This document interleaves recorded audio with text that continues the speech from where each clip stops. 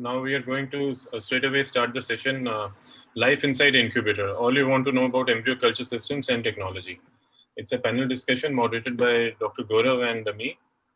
Vijay Kumar Chellur, he's a very experienced, probably the most experienced embryologist, one of the most, with Sudesh Kamath sitting, so I can't say that he's the most experienced. He's one of the most experienced embryologists of the country. And he has he's a knack of getting to the bottom of everything I've seen. And though I doubt that we will let him do that today. And Dr. Sudesh Kamath is also there. Sudesh Kamath, Dr. Sudesh, Dr. Vijay are the most experienced. So it's in the country, a panel full of eminent embryologists. So there's Dr. Sudesh Kamath, Dr. Vijay Kumar Chellur, and who else is there? Dr. Avnish Tiwari. Dr. Avnish, because I can't see him. I somehow I just can't see. No, he's there. He's there. Okay, excellent. And the fourth person will joining us on the panel will be. I think he's joining. So Ved has told me he's not joining. So the third panelist is Dr. Avnish Tiwari. He was at AIIMS earlier. He was the chief embryologist when I was working there. Okay. So I was doing my residency and he was the chief embryologist. We used to meet a lot and I've learned a lot of things from Dr. Avnish also. Great. We don't have a fourth panelist then? So we don't have a fourth panelist. Excellent. So Sarpreet, you can start. Yeah. So Gaurav, I'm taking the first question and then you can follow with the second question. All right.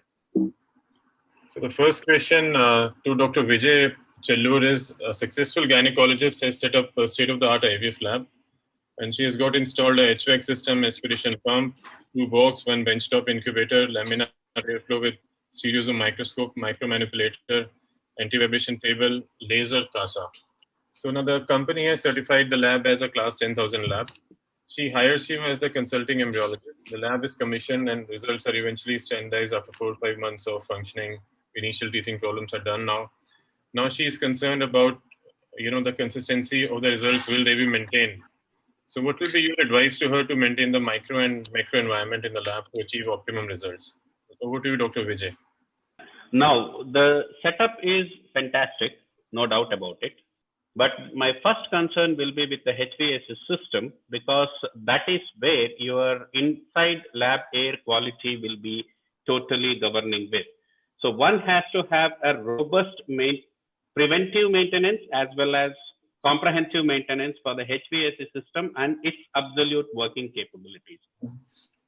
Having said that, considered in India with the overhead rooftop AHUs, sometimes AHUs facing the heavy traffic onto the other side, all these things crop up and we cannot exclude out many things at one go. So I would always prefer that an indoor air cleaning system should also be kept. Rest, otherwise with the incubator, one needs to have a proper maintenance schedule and the usage schedule. Do not overcrowd the number of dishes what you keep in the incubator to a heavy level so that you can avoid repeated opening and closing, whereby the culture quality can be diminished or compromised to some extent. So that's what one has to plan, the number of cycles and how do you distribute the dishes among the resources what you have got, and how many dishes you will keep per particular day. Incubator would be the primary importance. And how do you give a preventive maintenance schedule or a routine checkup? How do you do across with, and how do you take care of your incubator health? How do you give rest in between the cycles when you are getting it across? That protocol has to be clearly mentioned and should be strictly followed to maintain it. As far as the CASA is concerned, of course, Dr. This one has already spoken about it. And to keep it, basically, I would look at the HVAC system and the incubators. If these two things are very methodically maintained with minimal exposure of gametes and embryos outside the incubator, and better maintenance of air quality within the room should be a better thing to do with, and she shouldn't be worrying much. So, Dr. Vijay, is there a way out if the HVAC system starts malfunctioning, or if there is a pressure gradient is reversed or something? Is there a way out? The way out is shut off that particular entry and believe it onto your indoor air purifiers and have it repaired or attended to as quickly as possible. So you recommend an indoor air purifier also along with the HVAC? Absolutely. Always keep it as a backup. That's important. Okay. That can be a good suggestion, a good add-on, having a air purifier. And why not? Do not just believe on HVAC system, because in India, say if there is a gradient difference, if there is a this one, even if you call up for the technician to come or the engineer to come in and to attend to you and to make changes into particular thing, or procuring the spares in that minimal time or anything, whatever you have, by that time you have already a compromise case in your system. That's a good suggestion, because I think HVAC systems are maintained better in big hospitals, where we have a dedicated engineering team. Yeah, there is an in-house person who is maintaining it. And he also, a standalone unit having a HVAC system and dependent on the external thing is always a trouble. Yeah, the indoor person has to be trained and absolutely, how to maintain, because absolutely. Yeah, and but it needs to have a very strong service support. So absolutely, considering that it's a class 10,000 IVF lab and it's a newly built lab, I'm sure if someone is investing so much money to put the HVAC system, then they need to have all the necessary support systems in place. And since it's a lab which is just 4 to 5 months into functioning, so it's a brand new lab. So I don't think that, the HVAC system will break down in such a short span of time. So what's more important is for people to have a very good team of backup engineers, maintaining the whole system. It doesn't break down, but it still requires round-the-clock maintenance, especially, round-the-clock monitoring of the pressure between lab and the OT and the outside, So that's where we actually miss things. There is also even one more thing. A standalone IVF unit having a HVAC system installed in the first place is also not a reality. Most people do not go in for HVAC system right at the start of it. They might go as well after a year or so, not immediately. They might go with the pressurization modules and other things, something as a hookup in the initial day. Yeah, that's, I think, a personal choice. Can I just add something? Yes. I would like further to what Dr. Gaurav said. Very important is to have an AMC contract.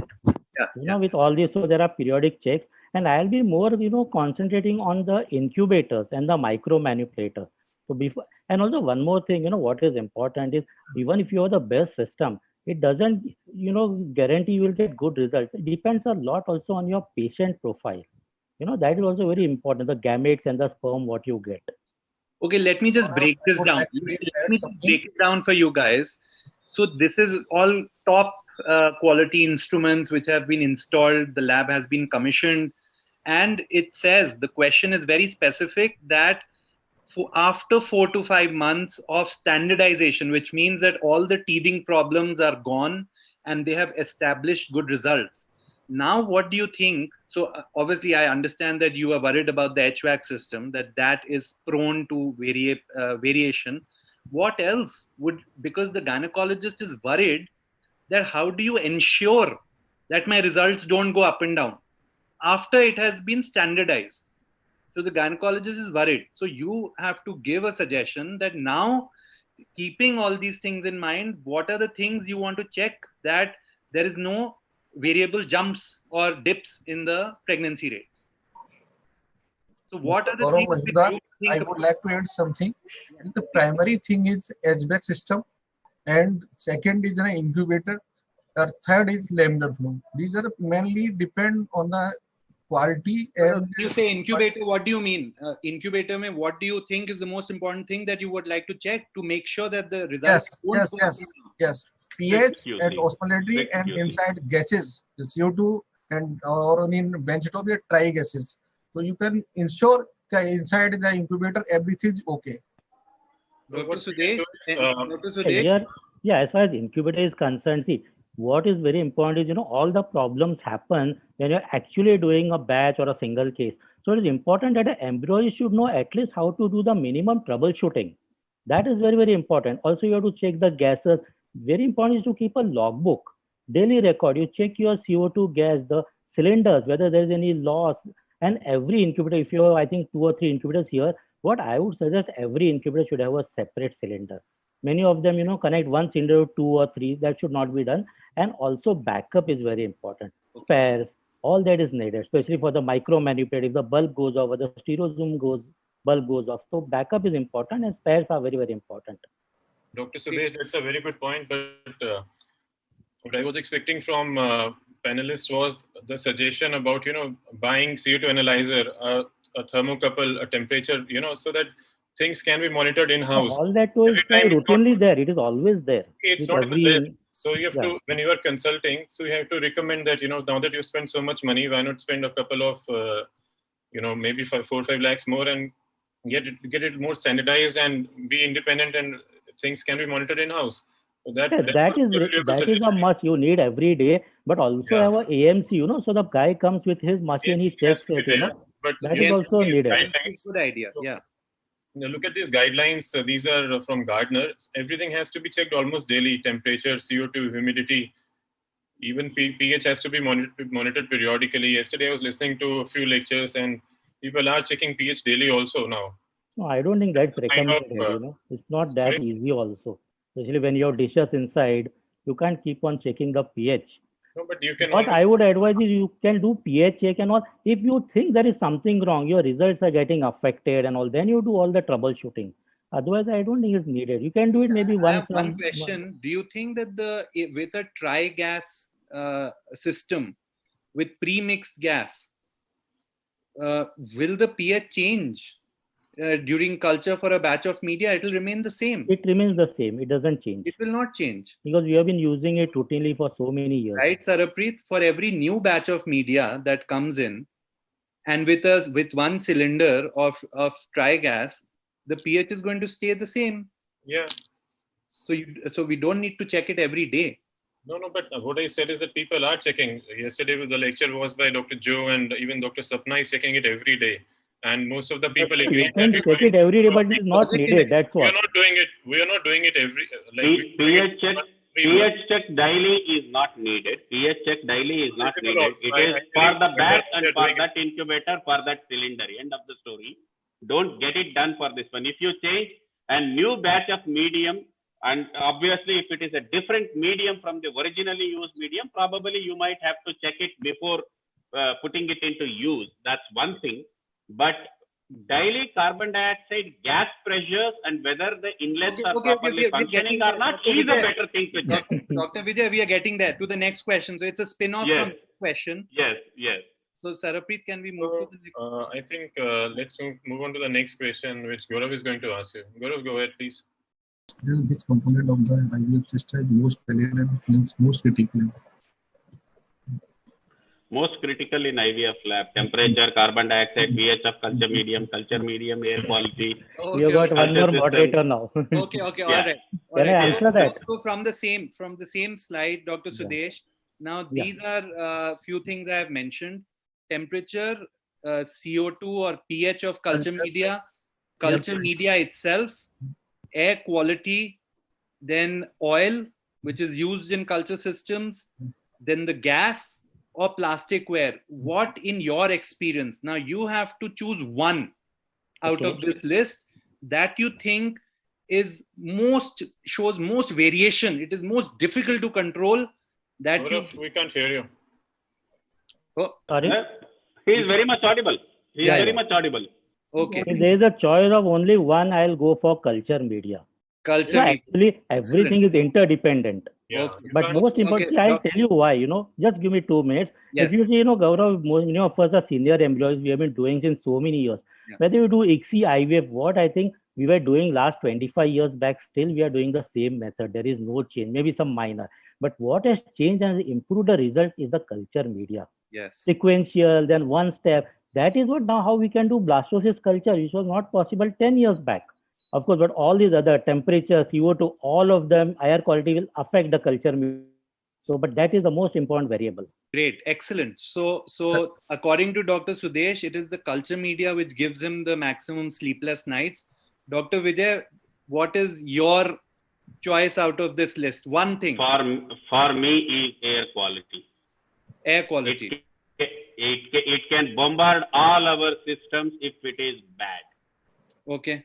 Okay, all You right. can have the best of the culture medium to open the incubator and the external air enters in and it spoils up your whole of the game. Dr. Sudesh Kamath, do you agree with air No, quality? but that thing was all of them. See, I go to centers, deep inside the villages where there is no AHU, there is nothing. Still we get results. Yeah, So yeah. all these are variable. Yes, Still we get pregnancies. That's a very Believe it important or point. not.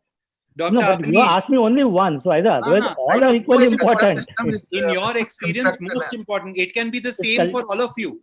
It can be the same for all of you. No, but So, better to have a difference of opinion, no? yeah. It's fine. Dr. And then we Abneesh, can have from the moderators also what they think. I will ask the other moderator also, Dr. Abneesh Tiwari. Yeah. According to you, what is Not most culture important? system is most variable system for this critical labs. Sorry, what did you say? According to me, the most variable and critical factor is a culture system. Culture system. System. Okay, all right. So with using oil, including the use of oil. Okay. Yes. Sarapreet, what is your take?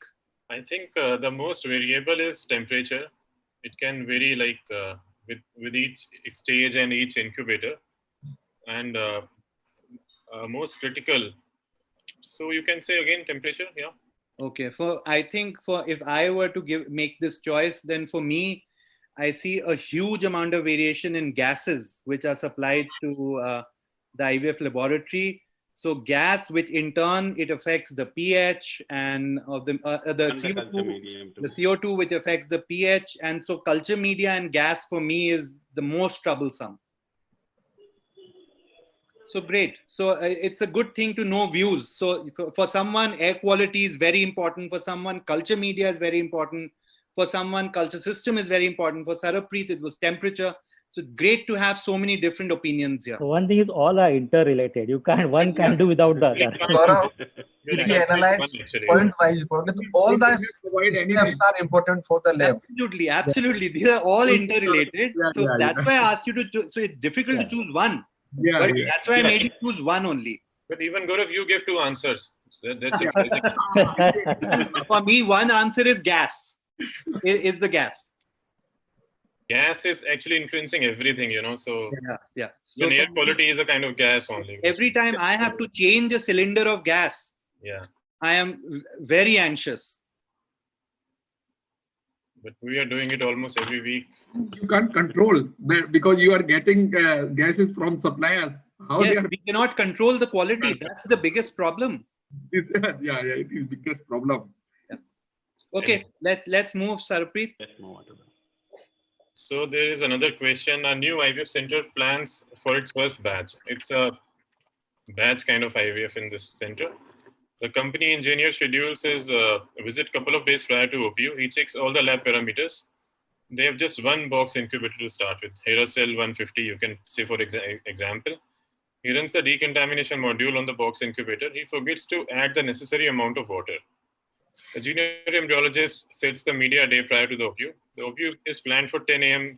at 34 hours of trigger post-HCG. The senior embryologist reaches around 9:30, and while he's making dishes, he notices that the water is not enough. So what would be the first thing you would do to ensure normal life inside incubator? Dr. Vijay, this question is for you. Since you have been launching many centers with Shivani Scientific. See, this sort of a setup can come up, and I have been using only oil-based culture systems from my day one. Yeah, that's number one. And for a good amount of 12 years, I have never used humidified incubators. I have used exclusive dry incubators.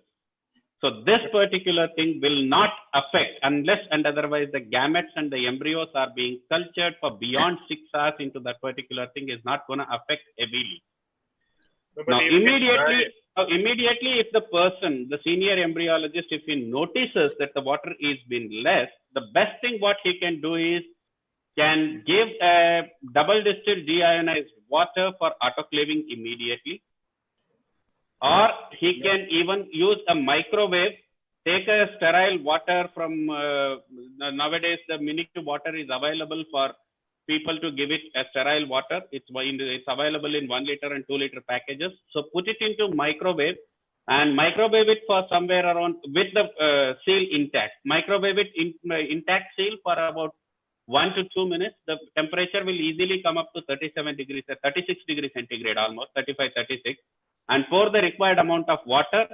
Shut the incubator doors close and work up with it, because he has no other option, because they have only one incubator. So you have got to do corrective measures to get on with. That's an excellent point. Actually, you need to warm the water and then Lukewarm water. replenish it. Can I add You something? can't just pour cold water and the whole culture system will The whole be culture system will collapse. So first you because the either water microwave take, it or 3 hours to at least heat up. So you have to add again water at 37. And the first thing is, don't get panicked, because there is water and it is a closed system. So even though you will not expect 95% humidity there, at least there will be 80+% of humidity which will be there. And we have worked in total dry incubators, no water at all. But then so it doesn't disturb much if you are having a oil-based culture in your place. I agree with you, but then the junior embryologist has not made dishes. He has just set up media. So so you have to take that factor in those things also. Yeah. So Dr. Kamath, what will be your suggestion? Does he have any time limitation in this case? He's coming Of course, just there is after a time limit, because your pickup is going to start in another half an hour. Just supposing it was water incubator and there is absolutely no water. One thing what you can do is you can collect all the oocytes in Hippe's buffered media. That normally we keep it tight capped. So I'm not worried it's going to make any changes. And up to 10 hours, the oocytes and even it can progress. Embryos also can survive in Hippe's for up to 10 hours. So if such a thing happens, and I notice there's absolutely no water, here at least there's some water, if totally there's no water, I would then take out fresh media. I will make small droplets of culture media. I'll incubate them for another 2 or 3 hours. That I would think would be sufficient. In the meantime, I'll keep them in Hippe's buffered media and go ahead with doing the ICSI and all. After 3 hours, I'll shift them to culture media. But it is over and above what Vijay has mentioned about adding the water. Dr. Sudesh, there is 2 hours left. There's a 2-hour window for the because he comes at 8 a.m. and the OPU is planned at 10 9:30. Gaurav, he's coming at 9:30. It's only half an hour gap between his arrival to. Okay. You can starting the pickup, so all the oocytes you can collect them in Hippe's buffered media. The only concern is about the actual culture media. You can go ahead with it. It's not going to make much difference. But if you are worried, that is what I would do. If there is no media, okay, you're worried what can happen. Something can go wrong. Because see, there we are keeping the cap loose with actual culture media. Whereas Hippe's buffered media, it is tightly capped. So that is what I would do. Yeah. But Sarapreet, you said that there is not enough water. What did you mean by that? That there is no water or there is little bit water? There is little water, yeah. That it doesn't make much difference. Then if there is little water, then we cannot say that there is there'll be evaporation, because there has to be zero water for evaporation to start. See, Gaurav, the point I'm trying to make is that even if there is little water and you are going to culture for 3 days, that means you have to be very careful and add water at that moment. And then you have to add hot water. That was the point which was important in this question. Adding water is a must. Early. But within that half an hour, you have to get the water sterilized and get it. Doing it is there's a lot of pressure on you also. See, Dr. Sudesh, you said that there is little water and we can manage. And so, so we can also, like you mentioned, it is like kept in a tube or in a bottle. If it is kept in dishes, then you have to worry more. And you put more water. You add more water and things will be okay. Yeah, but then you have to add hot water if you want. Hot water. Hot water. It should be close to 37. It should be close to 37. Maybe possible delay a little bit. Yeah, you can delay the. It's 34 hours trigger is there, so you can delay it up to 36 hours also. You can wait for 2 more hours. Ideally, when I read this question, I thought that 2 hours yet for the aspiration and 2 hours delay, so 4 hours. And in 4 hours, it says that some media can be equilibrated, with in drops with. 4 to 6 hours. 3 to 6 hours is sufficient. 3 to 6 hours is sufficient. So sometimes, it happens, either the media dish falls or something, then you have to do all these backup things. Yeah, I've seen people, collecting oocytes in gamete buffer and, then setting a fertilization media, doing it after 5 hours. So those things, those cases are there. We keep hearing about these cases. What is the minimum time you like to equilibrate? Say if in an emergency. Overnight. We do it overnight. No. In an emergency. Time, I would say 2 hours, small droplets, 2 hours is sufficient. Emergency में बताइए. Gaurav, if you have got pre-incubated gas, oil. No, I'll keep it without oil. I'll keep it in a center well test. Without oil. If you have to keep it without oil, you're saying 2 hours. For me, yeah, I'll keep it for at least minimum 2 hours. You are saying minimum. I'll keep for minimum 4 hours. Yeah, I'll keep it at least for 2 hours minimum. Is less. Okay. Because the media company says 4 hours. No, that is right. But here, this is an emergency case. Companies have different guidelines. Yeah. And James Swine, Dr. Swine's paper I was reading, he was saying minimum 5 hours even with pre-incubated oil.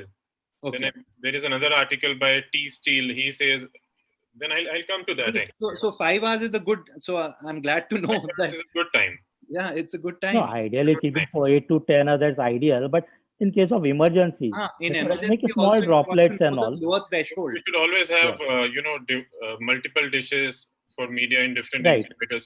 You should not be counting on just one dish. Okay. So next question off to you, Gaurav. Yes.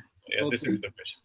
So I'm afraid that I will, Sarapreet, I will take this question, and then I'll have to excuse myself because I have another major plan waiting for me. So I've just excused myself out of there, and so I will be happy to take this question. And Don't meet so many people in COVID.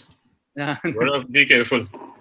So no, it's all family, and so then you'll take over from there. No so problem. This is a question about, as you can see, these are KPIs which have been plotted for 2020. So this is a KPI for the fertilization rate. And the mean fertilization rate is denoted by the purple line in the center. And the upper limit is the green line, which is 2 standard deviations away. And the lower line is the blue line, which is 2 standard deviations lower.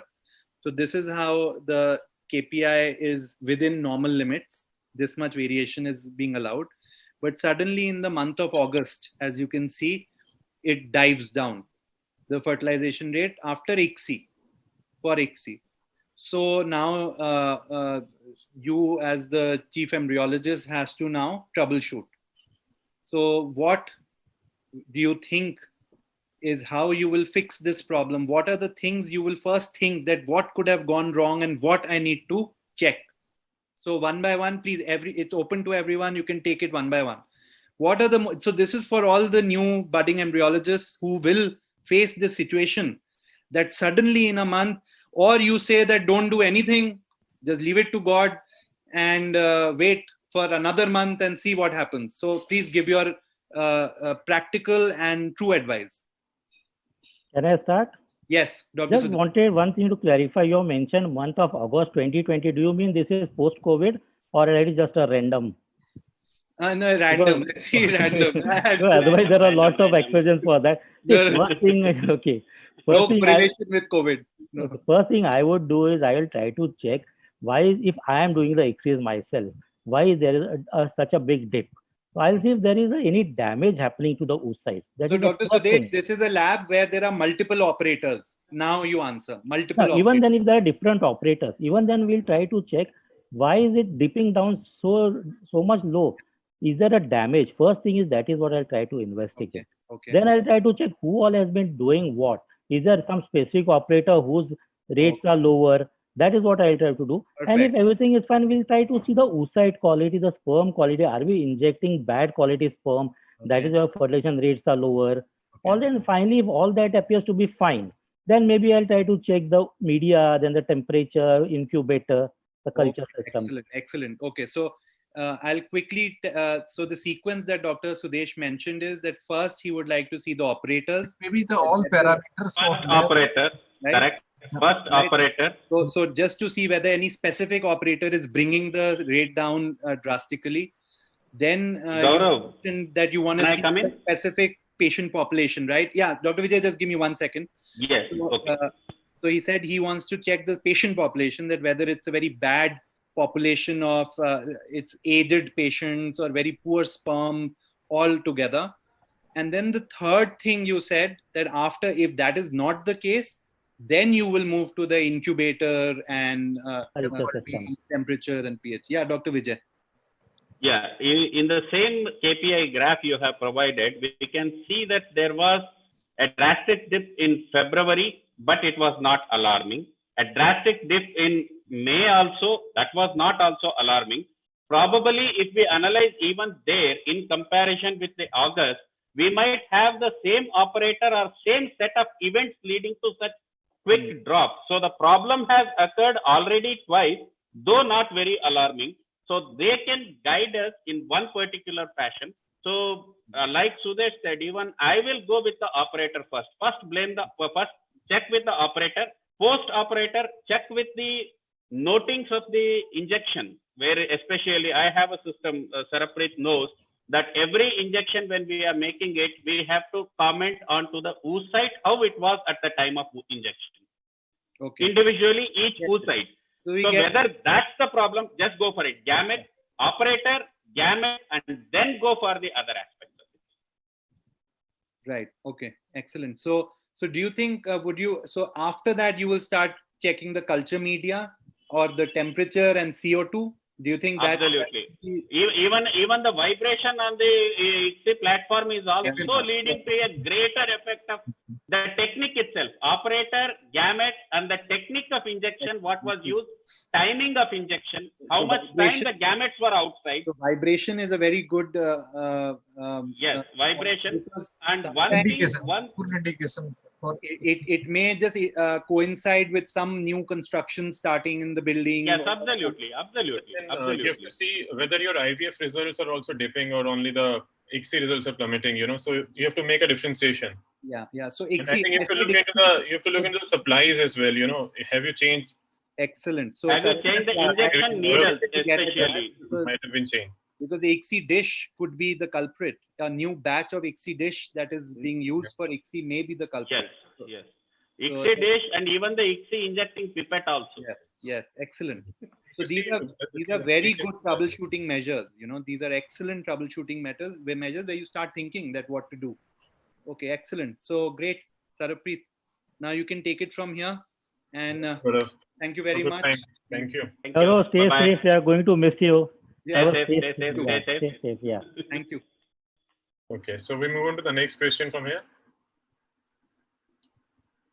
Dr. Vijay, this question is for you. You're called to audit an IVF lab with suboptimal pregnancy results. Okay. Pregnancy rates. You observed their workflow and procedure for 5 cycles. It was seen that most of the procedures are performed well and within normal limits. You make 2 observations. VOCs in the lab are at a higher level. The embryologist was doing open group cultures in a central well with 800 microliter of media without any oil overlay. On discussion with the embryologist, he is of the view that group culture will enhance embryonic development and quality. Do you agree with his views, or would you like to make any changes? Dr. Vijay and then Dr. Sudesh. Thank you. First thing is VOCs is high in the lab, which is common in most of the Indian scenarios. We do know about it. That's why I usually suggest people that you have an indoor air purifier, no matter whether you have a pressurizing module or external filtration system or anything. Prefer to have an indoor module, number 1. Number 2, nowadays there are plenty of indoor modules which are available. Even Philips makes one, Sony makes one. So these have got better VOC control and they have a built-in VOC checking mechanism by itself. So one can have 1 or 2. It doesn't cost much. It comes under 18,000 rupees a unit, number 1. Number 2 is the group culture. Whenever we have a higher VOC, open culture system gets troubled most immediately compared to oil-based culture systems where you get 2 to 4 hours of gap. But the trouble what you get in an oil-based culture with a high VOC is much irreversible compared to open culture systems. Both have to be understood. But here he is having the group culture with 800 microliters. Say if a particular patient has given 12 oocytes, all 12 oocytes will be in the same droplet. He can have 2 dishes also, but basically he is using just single open culture. Yes. So I have never done group culture. Let me admit that. I have been proponent of an individualized droplet culture from the day 0. So even if I do IVF inseminations, it will be single oocytes per droplet. So I am not quite experienced to talk about it. And I have my own this one to say that there is nothing called as an autocrine or a paracrine function. Had it been there, somebody would have identified those particular things and would have exposed it. Having said that, there are people who do prefer to do group cultures, but most of the people prefer to do 2 to 3 gametes only per droplet or per this one. Nobody will keep beyond 2 or 3 in a particular droplet or in a particular well. And as far as I consider, I do not concur with the embryologist view that group culture will enhance embryonic development and quality. I don't believe in that particular thing. And what changes I would like to make? I would like to make first install a filtration system, indoor air purifier first, number 1. Number 2 is convert it into an oil-based culture, convert it into an individual this one, have lesser number of oocytes per dish, make multiple dishes for the number of oocytes present in that particular thing. So, Dr. Kamath, do you feel the VOCs will impact embryonic development and pregnancy? Yeah, definitely it will affect. So, first is to find out the source of the VOC. Already you mentioned it is very high. So, what is the source? And especially now in COVID times, all of us have been using a lot of sanitizer. It is all alcohol-based. So that all can be toxic to the embryos. And also, as Vijay said, I also wouldn't do group culture. I also personally, I prefer doing individual culture, in small droplets, 1 oocyte, 1 embryo per droplet. Okay, Dr. Tiwari, what are your views on this? No, I think VOC can affect the pregnancy loss and pregnancies result in this COVID-19 infection time. So, Vijay, can good embryonic development coexist with pregnancy loss? It do can, but there are, if you are not commenting onto the aneuploidy, you have to also look at the patient's own factor. If those 2 factors can be excluded, then I have seen usually, there was a lab which was commissioned when there was a construction activity going on in another floor of the same building. We had better embryos, we had better blastocysts, but we didn't add a continuing pregnancy, either a first trimester loss or, just before the fetal heart only, it used to be a loss. So we could blame only VOC in that case. We couldn't blame anything else. Everything else was fine. It was only the high persistent VOC which was there as a constant problem with us. So it can occur. Good embryonic development with loss of pregnancy can occur. And these are due to VOCs. So VOCs will impede embryonic development. They will affect implantation potential. That's what you mean to say? Yes, absolutely. Okay. Dr. Sudesh, do you agree with Dr. Vijay? Yeah, it will definitely affect, but it's very difficult to pinpoint whether that is responsible for pregnancy loss, because there are so many hundreds of factors. It can be clinical also, but it will definitely affect your embryo growth and development. Although sometimes the embryos may look good, but but it's very, very difficult to pinpoint because of the VOC only there is pregnancy loss. Dr. Tiwari, no, the problem is, even with the VOC, what we have got to look at is there are at least 2,000 active functional groups of VOCs, and we have the best of the techniques to detect only 500 functional groups of them. So we are still living with 1,500. Even though we are measuring it, the other 1,500 functional groups might not even be assessed in our present system. So that's also there. Maybe you can't quantify those 1,500 types, but then absolutely. You can minimize them. And there can be even this one that some of the VOCs might be beneficial also. We even don't know that. Yeah, absolutely true. So the recommendation I think this embryologist should move from open cultures to oil-based cultures. Oil-based cultures, but with a pinch of salt. But with a pinch of the salt, keep an eye onto the other parameters also, because oil-based cultures, the actions of the VOCs, any dissolvable chemicals and other things, whatever can bring about those actions will be irreversible. Even if you try to take a corrective measure in between also, the oil would have concentrated all the VOCs, and it will be an incubator for the VOC also. Typically it will be irreversible. Yeah. So, but then that depends on the how you're making the dish.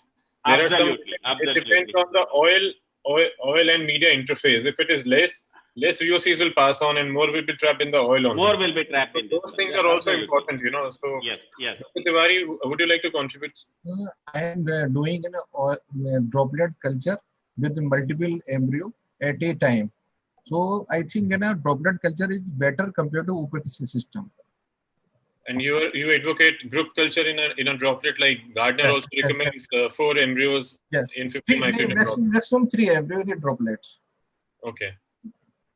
So these are the dishes in which, you know, there is a lot of media depth, and on top there is oil. You know, if you see these dishes, these are, I think, GPS dishes, if I'm knowing the technical name correctly. And there is a huge, the oil gas, the oil media interface is minimal, and there is a huge, quite a good Media level column. of oil on top. So these pass on VOC is much lesser. So, like Vijay has discarded any autocrine and paracrine effects, though literature does mention those effects in group cultures, and you know, and people have shown synergistic effects also.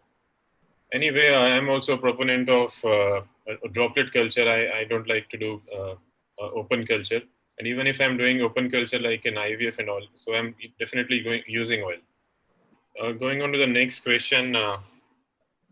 An embryologist prepares two single well dishes on a day prior to OPU.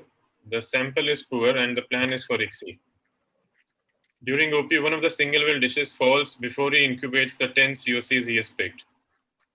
He panics and he immediately incubates the COCs in the second dish. Now, how is he going to carry on the cases? This question is somewhat similar to the first question we discussed.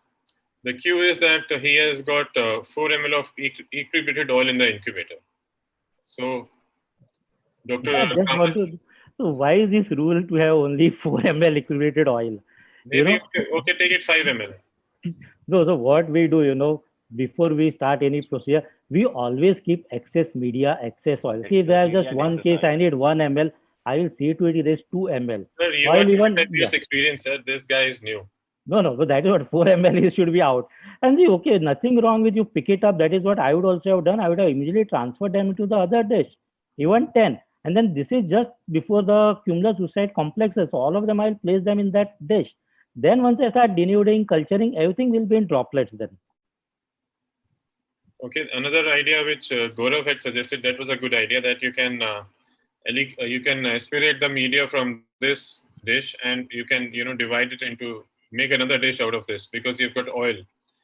And but it depends on how much media he had kept. Yeah, that depends. You know, it becomes very flat. Just 1 ml of 0.8, just 0.4 ml of media, and you have said cumulus oocyte complexes.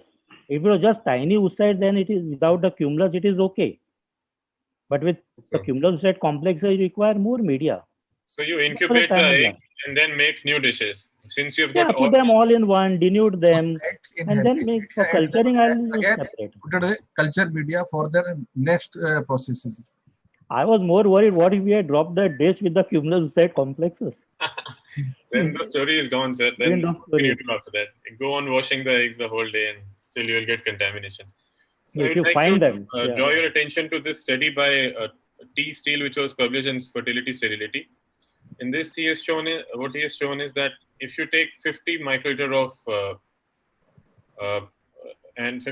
of medium and 500 microliter of oil, then it takes around 10 hours to equilibrate the media. But if you take the same amount of media under pre-equilibrated oil, then it takes close to 2 hours to equilibrate the media.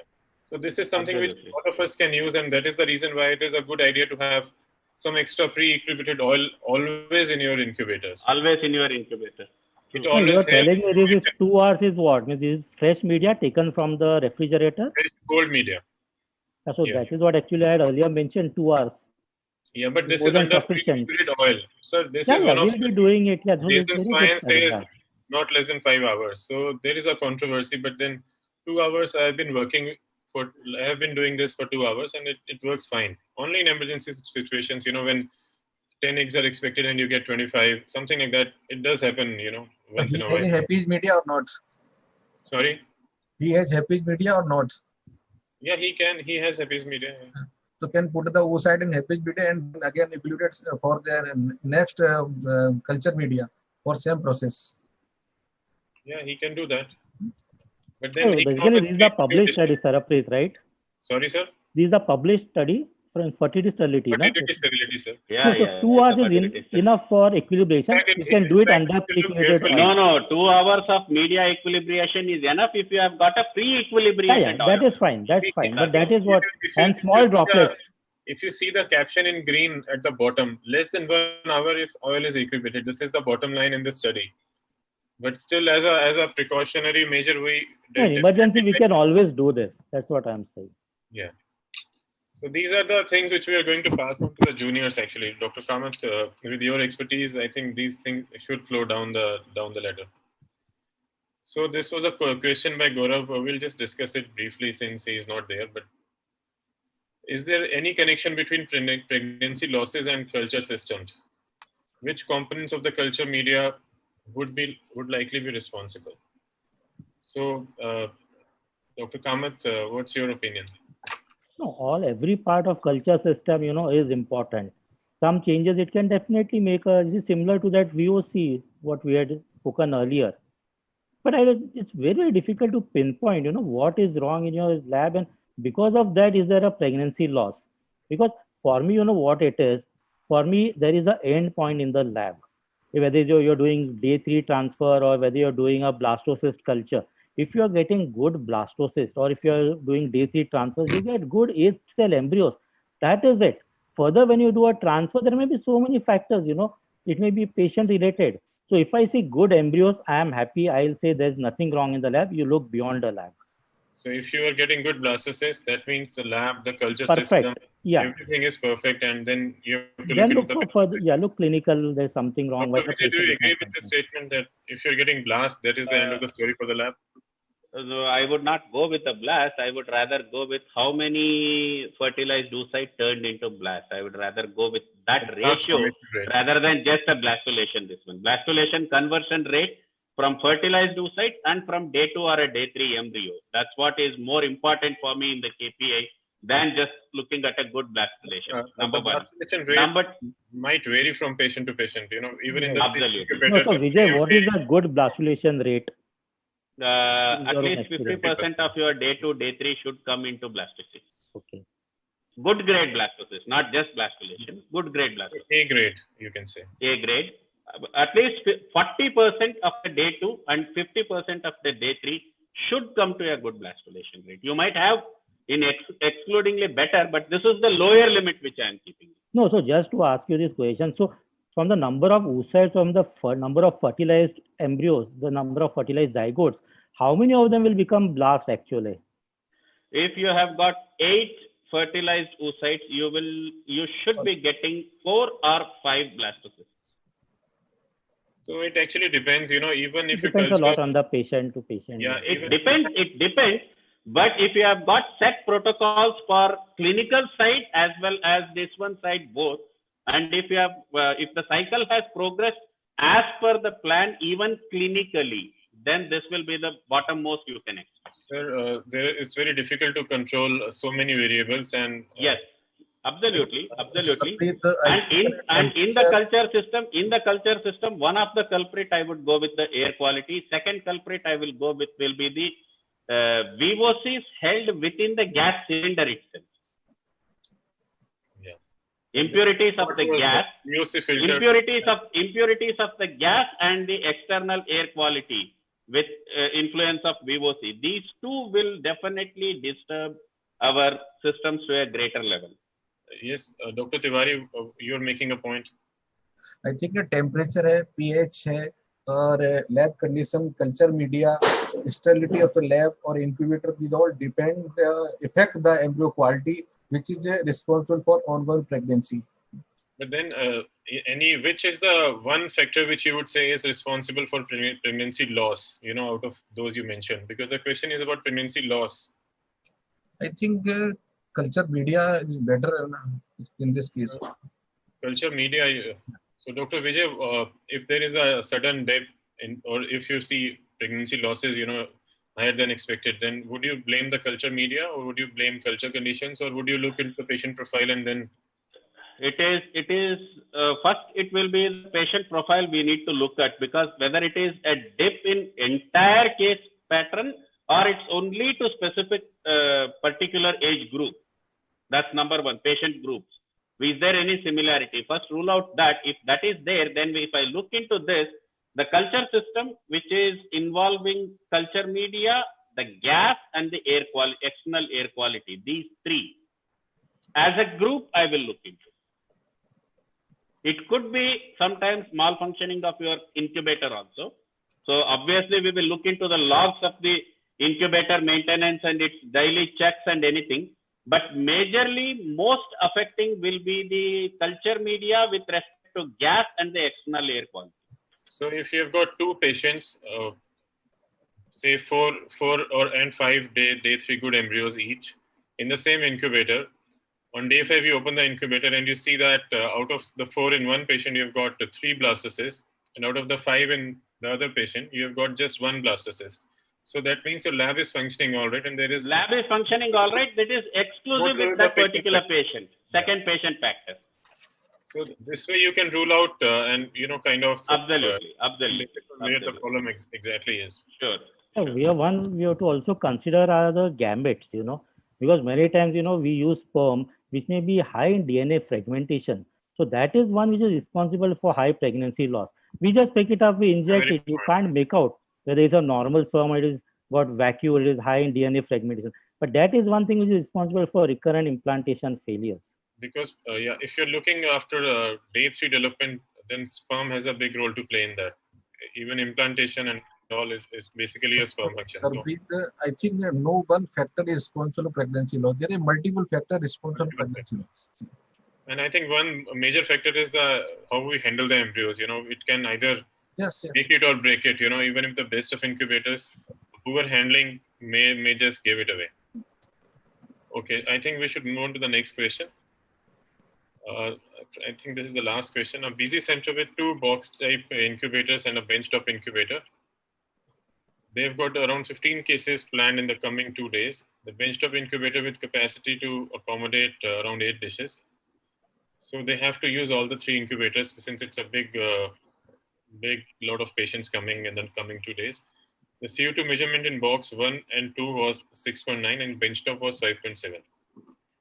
They got the validation done from the third party. Again, there was a lot of variation in the CO2 readings. So they decided to get the pH done.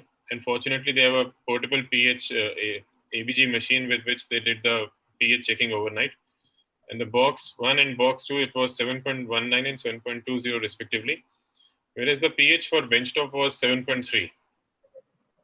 So now, what is your thought on this? Dr. Kamath, how will you approach this situation? This ABG machine, is it the same what we have in our this thing or something different? Same small electronic machine what we use? For... Which is done, it's an ABG, portable ABG machine which comes to the lab and you do it by the side of the incubator. See, this is a problem which actually we really face many times. We see in the CO2, showing something else and the machine showing something different. One thing what most of the newer embryos may not even be aware is the Firite kit. See, here both are electronic. The display on the incubator is electronic, even the machine is electronic. So I would, if I have a Firite kit with me, I will check with that, which is giving the actual proper CO2. And because you hardly have 2 days, so then I will decide, okay, if it is closer to the CO2 measurement in the box incubator or the benchtop, I will go ahead with it. But if it is showing like, it is closer to what the machine shows, we can do certain things, we can calibrate it, make the necessary changes. And some things what we can do is, we get media nowadays is phenol red. We can keep the media inside before you actually do the procedure. You check if this is making any difference in the pH. You will see the change in color. I think a qualitative analysis may not be the final word on this. Yes. I think something you can do, some other things like calibrating the machine. Now you have to believe which is the correct one. And then other thing, you can even do a sperm survival. Just check if the sperm survival is fine. There's a tough decision, to go by. And what I would do is sperm survival can also be good at a range of pH. Right. No, so that is some of the things I'll do because there's got an ABG machine here. So you've got an ABG machine here. So that should. Can I come in? Yeah, Dr. Vijay. See, the ABG machines, what we are talking about, they are all standardized against the serum concentrations. They are plasma and the serum considerations. Our media is having very little percentage of plasma proteins. In the synthetic media, we won't even be having human serum albumin in that particular process. So this ABG machine has to be calibrated first against the media. Do not take the ABG machine reading straight forward. I would rather prefer a small, there are many small range micro droplet pH meters available. I would rather go with that rather than an ABG machine. Yeah, I completely agree Straight with forward. Dr. Straight Vijay. forward. Number one. Number two, if it is showing 7.3, remember we need 7.2 to 7.4. So it is still an acceptable level. It is not beyond limits. So don't go for a panic output. Okay. Dr. No, Avnish, but Because that is on plus or minus 0.1, the optimal culture condition has been shown to be 7.2 to 7.4, where the mean comes up to 7.3. So even if it is showing 7.3, don't panic, it is still correct. So Vijay, that means you're going along with the readings of the ABG machine. Because No, on the thing is, the thing is that first of all, I made it clear. If somebody, if anybody walks into my lab with the ABG machine, I will first tell them that you do not even know the basics of biology. You can't take a blood gas analyzer because and here select a non-blood containing media. there's a lot of variation in the benchtop, 5.7 and 7.3. So that is where the problem is. You see on the benchtop, it is showing you 5.7. So if you don't believe the ABG machine, will you go with that 5.7? Two things I would like. I would definitely go with. Because the pH is still The fine. I would incubator is definitely free go of with. stress. That is in a 7.3 benchtop incubator is better to culture for this culture system, and the incubator is given as stress free, so that they meet the upper first box incubator having a 7.19 and 7.20. This is respectively. However, the pH of the benchtop is 7.3. So I think a benchtop incubator is the incubator for stress-free incubator to culture all these embryos or I agree inside. with Dr. Tiwari, because a benchtop incubator with a pre-mixed gas supply has a higher likelihood of getting the right concentration. Lower carbon dioxide being there. Yes. So, in fact, many times we have used our MINC to calibrate. If the analyzer is showing variable CO2 readings, we have used the MINC reading to we have put the same reading in the other incubator, and the other incubators also work fine, because generally the pre-mixed gases, if you're getting it from standardized companies, they don't fluctuate that much. So how you can ensure that box 1 or box 2 having this value is correct? Box 2 is?